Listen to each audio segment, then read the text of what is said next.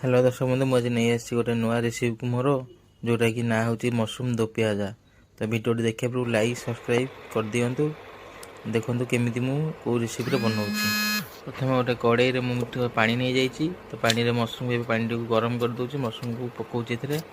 Mushroom को पकई सारापर आम boil कर अल्प बॉयल करवा जोटा कि आम ग्रेवी कलर आउ टे से बॉयल हो बॉयल समय आम जस्ट स्वाद अनुसार लुण पकेवा तापर टे हल्दी पकईदबा तापर कि घाटी देकी आम ढांकण दे घोरईदबा।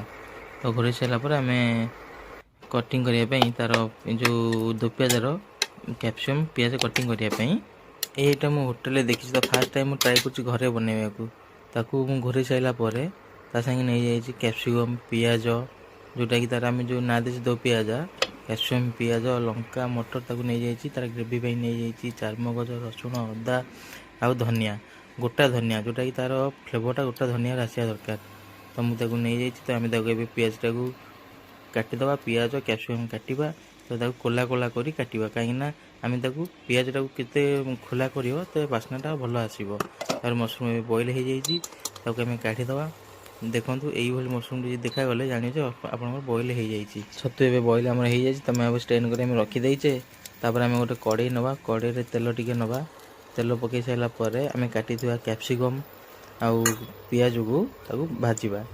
देखु एमती यही पियाज टी आम काटे कहीं पियाज आम गोटा रहा दरकार कैप्सिकम भी गोटा रहा दरकार तो मेल्ट न हो मेल्ट ना खायार किसी मजा न था। देखु कमी भल भाव तार गोटे कलर आसी पियाज जिते कलर आसे भाजी सारापर गोटे कलर आसे कैप्सिकम हो सारापर मुझे फाइन चॉप कर पियाज और गोटा धनिया तेल में फ्राए टिके भाई कर तार गोल्डन आसापर तो मुझे पेस्ट को पकईदबा। तो पकई सारापर घोरे घाटण पानी दे घोरईदबा। घोर सारापर आम टे दही नहीं दही चिकेन मसला काश्मीर मसला रेड चिली मसला टे गरम मसला टे हलदी पकई आम चामच घाटीदबा। तो चामच घाटीदबा कि हुईस हुईस घाटी हुईस नाला मुझे चामच घाटुली। तो घाटी सारापर तार गोटे कलर आस रेड कलर तो से रेड कलर टाक नहीं आम कर ग्रेवी मसलार आड करिया। आड कर सारापर आम टे पानी देकी आम टे समय ग्रेवी टाक भलसे हाँपाई फुटाई छाड़ीदबा। तो से टे स्वाद अनुसार लुण टे दबा लुण देलापर टे घोरईदबा।